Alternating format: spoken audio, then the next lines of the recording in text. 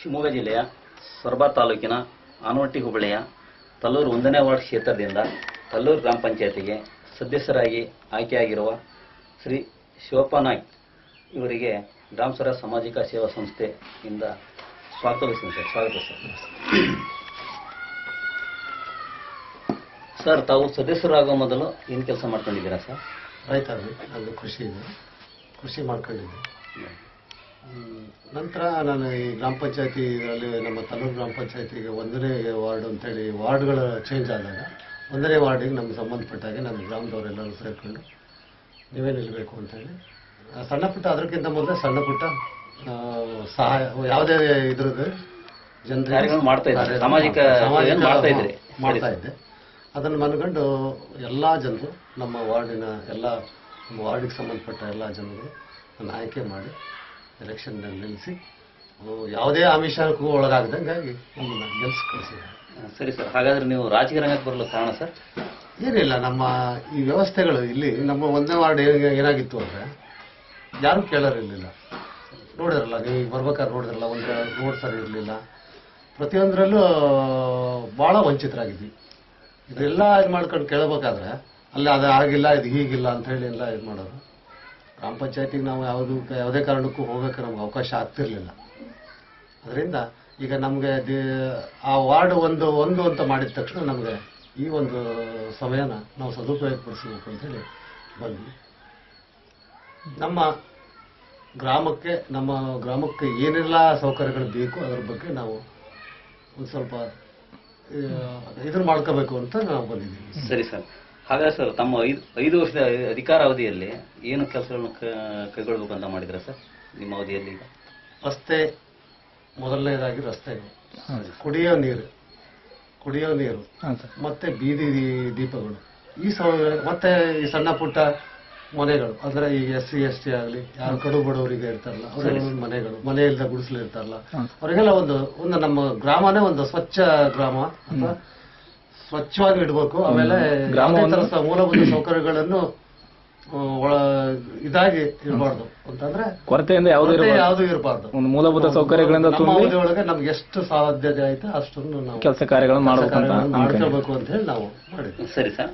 ಗ್ರಾಮ ಪಂಚಾಯತ್ಗೆ ಸರ್ಕಾರ ನೀಡುತ್ತಿರುವ ಅನುದಾನದ ಬಗ್ಗೆ ಏನ್ ಹೇಳ್ತೀರಾ ಸರ್? ಖಂಡಿತ ಅದು ಯಾತಕ್ಕೂ ಸಾಲದಲ್ಲ. ನೀವು ಹೇಳಿದಾಗೆ ಸಿಬ್ಬಂದಿಗಳಿಗೆ, ಈ ಎಲೆಕ್ಟ್ರಿಷಿಯನ್ ಬಿಲ್ಗೆ, ಈ ವಾಟರ್ ಸಪ್ಲೈಗಳಿಗೆ ಇದಕ್ಕೆ ನಾವು ಹೋಗ್ತದೆ ಬಿಟ್ರೆ, ಈಗ ಪಬ್ಲಿಕ್ ಏನಾದ್ರೂ ಅನುದಾನಗಳು ಬಂದಾವನಂತ ಕೇಳ್ತಾರೆ. ಪಾಪ ಗೊತ್ತಿರಲ್ಲ, ಪಬ್ಲಿಕ್ಗೆ ಗೊತ್ತಿರಲ್ಲ. ಈ ಸರ್ಕಾರ ಯಾವುದೋ ಒಂದು ಲಕ್ಷನೋ 4 ಲಕ್ಷನೋ ಬಿಟ್ರೆ ಒಂದು 12 ಜನ ಸದಸ್ಯರು, ಅದರಲ್ಲಿ ಎಷ್ಟು ಗ್ರಾಮ ಆಗುತ್ತೆ ಅಂದ್ರೆ ನಮ್ಮ 4 ಗ್ರಾಮಗಳು ಆಗುತ್ತೆ ನಮ್ಮ ಪಂಚಾಯತಿ.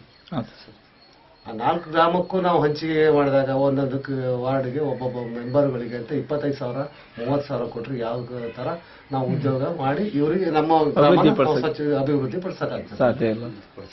ಏನೇ ಇಲ್ಲ. 13ನೇ ಹಣಕಾಸಾಗ್ಲಿ ಅದರಲ್ಲೂ ಇಲ್ಲ. 14ನೇ ಹಣಕಾಸು ಅಂತ ಬಿಡುಗಡೆ ಮಾಡಿದ್ದಾರೆ. 11 ಲಕ್ಷ ಅಂತ ಪೇಪರ್ ಸ್ಟೇಟ್ಮೆಂಟ್ ಕೊಟ್ಟಿದ್ದಾರೆ, ಎಲ್ಲಾ ಇದರಲ್ಲಿ ಕೊಟ್ಟಿರ್ತಾರೆ. ಇನ್ನು ಕೇವಲ 4 ಲಕ್ಷ ಚಿಲ್ಲರೆ ಬಂದಿದೆ. ಏನ್ ಮಾಡ್ಬೇಕು ಹೀಗಾದ್ರೆ? ಇದೆಲ್ಲ ಸುಳ್ಳೆ. ಬದಲಾವಣೆಗಳೇ ಬೇಕು. ಸರಿ ಸರ್. ಸರ್, ಕೇರಳ ಮಾದರಿ ತಿದ್ದುಪಡಿ ತರಲು ನಮ್ಮೊಂದಿಗೆ ಸಹಕಾರ ನೀಡ್ತೀರಾ ಸರ್? ಖಂಡಿತ ಸರ್. ಅದು ಯಾವುದೇ ಕಾರಣಕ್ಕೂ ಅದ್ರ ಬಗ್ಗೆ ಸಂಪೂರ್ಣವಾಗಿ ನಮ್ಮ ಹೋರಾಟ ಇದ್ದಿದ್ದು. ಯಾಕೆಂದ್ರೆ ನಾವು ಜನಪ್ರತಿನಿಧಿಗಳಾಗಿ ಈಗ ಒಂದೊಂದು ಟೈಮ್ ನಮ್ಮ ಸ್ವಂತ ಖರ್ಚಿನಲ್ಲಿ ನಾವು ಊರ ಅಭಿವೃದ್ಧಿ ಪಡಿಸಬೇಕಾದಂತ ಪರಿಸ್ಥಿತಿ.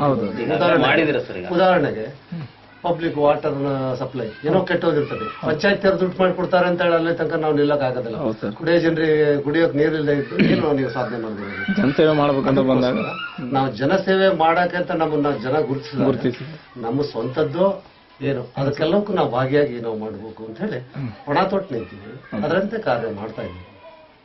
ಸರಿ ಸರ್. ಈಗ ನಮ್ಮ ಸಂಸ್ಥೆ ನಿಮ್ಮ ಮನೆಗೆ ಬಂದು ನೇರವಾಗಿ ಈ ತರ ವಿಡಿಯೋ ಚಿತ್ರೀಕರಣ ಮಾಡ್ತಿಲ್ಲ ಸರ್, ಅದ್ರ ಬಗ್ಗೆ ನಿಮ್ಮ ಅಭಿಪ್ರಾಯ ಏನು? ತುಂಬಾ ಸಂತೋಷವಾಗುತ್ತೆ. ಯಾಕಂದ್ರೆ ಗ್ರಾಮ ಪಂಚಾಯತಿ ಸದಸ್ಯರುಗಳನ್ನ ಒಂದು ಗುರುತಿಸುವಂತ ಇದನ್ನ ಕೆಲಸ ನೀವು ಮಾಡ್ತಾ ಇದ್ದೀರಿ ಅಂದ್ಮೇಲೆ ನಿಮ್ಗೆ ಯಾವ ತರದಿಂದ ನಿಮ್ಗೆ ಧನ್ಯವಾದ ಹೇಳ್ಬೇಕು ಅಂತ ನಮ್ಗೆ ಅರ್ಥ ಆಗ್ತದೆ. ಒಳ್ಳೆ ಕೆಲಸ, ಅನುಕೂಲ ಆಗುತ್ತದೆ. ಇದಕ್ಕೆ ನಮ್ಮ ಸಂಪೂರ್ಣ ಸಹಕಾರ ನಿಮ್ಗೆ ಯಾವತ್ತೂ ನಮ್ಮ ಹತ್ರ ಇದ್ದೇ ಇರುತ್ತೆ. ಸರಿ ಸರ್. ಹಾಗಾದ್ರೆ ಸರ್, ಈ ರೀತಿ ನಾವು ನಮ್ಮ ಸಂಸ್ಥೆಯಿಂದ ಗ್ರಾಮ ಪಂಚಾಯತ್ ಅಧ್ಯಕ್ಷರ, ಉಪಾಧ್ಯಕ್ಷರ, ಸದಸ್ಯರಿಗೆ ಹಿಂಗೆ ಈ ಥರ ಸಂದರ್ಶನ ಕೊಟ್ಟು ಸರ್ ನಾವು ತಾಲೂಕು ಸಮಾವೇಶ ಇರ್ಬೋದು, ಜಿಲ್ಲಾ ಸಮಾವೇಶ, ರಾಜ್ಯ ಸಮಾವೇಶ ಇರುತ್ತೆ. ಅವಾಗ ನೀವು ಬಂದು ನಮ್ಮೊಂದಿಗೆ ಖಂಡಿತ ಸಹಕಾರ ಕೊಡ್ತೀವಿ, ಖಂಡಿತ ಕೊಡ್ತೀವಿ. ಯಾಕೆಂದ್ರೆ ಇದು ನೀವು ಮಾಡಕ್ ಹೊರಟಿರೋದು ಬಹಳ ಉತ್ತಮವಾದ ಕೆಲಸ ಇದೆ. ಸರಿ ಸರ್. ಈ ಕೆಲಸನ ನೀವು ಇದುವರೆಗೂ ನೀವು ಮಾಡಕ್ ಬಂದಿರಿ ಅಂದ್ರೆ ಅದೇ ಹೇಳಿದ್ರೆ ನಿಮ್ಗೆ ಯಾವ ತರ ಧನ್ಯವಾದ ಹೇಳ್ಬೇಕು ಅಂತ ನಮ್ಗೆ ಅರ್ಥ ಆಗ್ತಾ ಇಲ್ಲ. ಧನ್ಯವಾದಗಳು ನಿಮಗೆ ಮೊದಲನೇದಾಗಿ. ಸರ್, ನಿಮ್ಗೆ ಗುರುತಿನ ಚೀಟಿ ಅವಶ್ಯಕತೆ ಇದೆಯಾ? ಖಂಡಿತ ಸರ್. ನಾವೀಗ ಮೆಂಬರ್ಸ್ಗಳು ಅಂತ ಹೇಳಿದ್ರೆ ಯಾವ್ದು ಆಧಾರದ ಮೇಲೆ ನಮ್ಮಲ್ಲಿ ಏನಿದಿಲ್ಲ. ಗುರುತಿನ ಚೀಟಿ ಕಡ್ಡಾಯವಾಗಿ ನಮಗೆ ಬರೋದು ಮುಖ್ಯವಾಗಿ ಬೇಕು. ಯಾಕಂದ್ರೆ ನಾವು ಬೇರೆ ಕಡೆ ಹೋದಾಗ ಒಂದು ಯಾರು ಅಂತ ಗುರುತಿಸಿ ನಾವು ಹೇಳ್ಕೋಬೇಕಾಗುತ್ತೆ. ನಾವು ಹೇಳ್ಕೊಳಕ್ ಒಂದು ಮುಜುಗರ ಆಗುತ್ತೆ ಸರ್. ಹಾಗಾಗಿ ನಮ್ಮ ಮುಖ್ಯವಾಗಿ ಒಂದು ಐಡೆಂಟಿಫಿಕೇಶನ್ ಗ್ರಾಮ ಪಂಚಾಯತಿ ಸದಸ್ಯರುಗಳು ಅಂತ ಹೇಳ್ಕೊಳ್ಳೋದು ಅದು ಎಷ್ಟು ಮಟ್ಟಿಗೆ ನಮ್ಮ ಸರಿ ನಮ್ಮ ಆತ್ಮಸಾಕ್ಷಿಗೆ ಹೋಗ್ತಾ ಇಲ್ಲ. ಏನೋ ಸರ್ಕಾರ ಒಂದು ಇದು ಮಾಡ್ತಾ ಇದ್ದೇವೆ. ಅದಕ್ಕೆ ಗೊತ್ತು ಅಂತ ಯಾವುದೇ ಒಂದು ಸಮಾರಂಭಕ್ಕೆ ಹೋಗ್ಲಿ, ಯಾವುದೇ ಒಂದು ಈ ವೈಯಕ್ತಿಕ ಸಮಾರಂಭ ಬಿಡಿ, ಪಬ್ಲಿಕ್ ಆಗಿ ಸಮಾವೇಶಗಳು ಏನಾದ್ರು ಇದ್ದಾಗ ನಾವು ಗುರುತಿಸ್ಕೊಳ್ಳೋದಾದ್ರೆ ನಮ್ಮನ್ನು ನಾವೇ ಗುರುತಿಸ್ಕೊಂಡು ಅವ್ರ ಹತ್ರ ಐಡೆಂಟಿಫೈ ಮಾಡೋದು ನಮಗೆ ಸರಿ ಕಾಣ್ತಾ ಇಲ್ಲ. ಹಾಗಾಗಿ ನಾವು ಎಲೆಬರೆ ಕಾಯಾಗಿ ಸುಮ್ಮನೆ ಕೂತಿರ್ತೀವಿ. ಹಳ್ಳಿಯಲ್ಲಿ ಗುರುತಿಸ್ಕೊಳ್ಳಕ್ ಸಾಧ್ಯನೇ ಇಲ್ಲ. ಹಾಗೆ ಈಗ ಎಲ್ಲಾ ಗ್ರಾಮ ಪಂಚಾಯತಿಗಳಿಗೆ ಮುಖ್ಯವಾಗಿ ಪಿಡಿಒ ಅಗತ್ಯ ಇದೆ ಅಂತ ಹೇಳಿ ನಮ್ಮ ಅಭಿಪ್ರಾಯ. ಇದಕ್ಕೆ ಏನ್ ಹೇಳ್ತೀರಾ ಸರ್ ನೀವು? ಪಿಡಿಒ ಬೇಕು ಅಥವಾ? ಖಂಡಿತ ಬೇಕು. ಆದ್ರೆ ಆ ಪಿಡಿಒಗಳು ಜನರಿಗೆ ಮುಖ್ಯವಾಗಿ ಸ್ಪಂದಿಸುವಂತ ಪಿಡಿಒಗಳು ಮಾಹಿತಿಗಳನ್ನು ತಿಳಿಸಬೇಕು. ಒಬ್ಬ ಗ್ರಾಮಾಭಿವೃದ್ಧಿ ಅಧಿಕಾರಿಗಳಾಗಿ ಕೆಲವು ಅಧಿಕಾರಿಗಳು ಆ ಕೆಲಸ ಮಾಡ್ತಾ ಇಲ್ಲ. ಅದ್ರ ಬಗ್ಗೆ ನಮ್ದು ಬಹಳ ಪ್ರತಿಭಟನೆ. ಸರ್, ಈಗ ಅಭಿವೃದ್ಧಿ ಅಧಿಕಾರಿ ಸ್ಪಂದಿಸಿ ಒಳ್ಳೆ ಕೆಲಸಗಳನ್ನು ಮಾಡಲಿ. ಅವ್ರೇನ್ ಮಾಡ್ತಾರೆ ಅಂದ್ರೆ ಅಭಿವೃದ್ಧಿಗಳ ಬಂದ ಈಗ ಮೆಂಬರ್ಸ್ಗಳೆಲ್ಲ ಏನಾಗಿರ್ತಾರೆ, ಅನಕ್ಷರಸ್ಥರು ಇರ್ತಾರೆ. ಕೆಲವರು ಏನು ಗೊತ್ತಿರಲ್ಲ. ಬೇರೆಯವರಿಂದ ಕೇಳಿ ತಿಳ್ಕೊಳ್ಳೋ ಬದ್ಲಿ ಇವರೇ ಅದನ್ನ ಸ್ಪಷ್ಟಪಡಿಸಿದ್ರೆ ಎಲ್ರಿಗೂ ತಿಳಿಯುತ್ತೆ. ಅಂತ ಅಧಿಕಾರಿಗಳು ಬಹಳ ವಿರಳ ಈಗ. ಸರ್, ಈಗ ನಿಮ್ಗೆ ನೀಡ್ತಿರೋ ಗೌರವದ ಬಗ್ಗೆ ಏನ್ ಹೇಳ್ತೀರಾ? ಏನೂ ಇಲ್ಲ.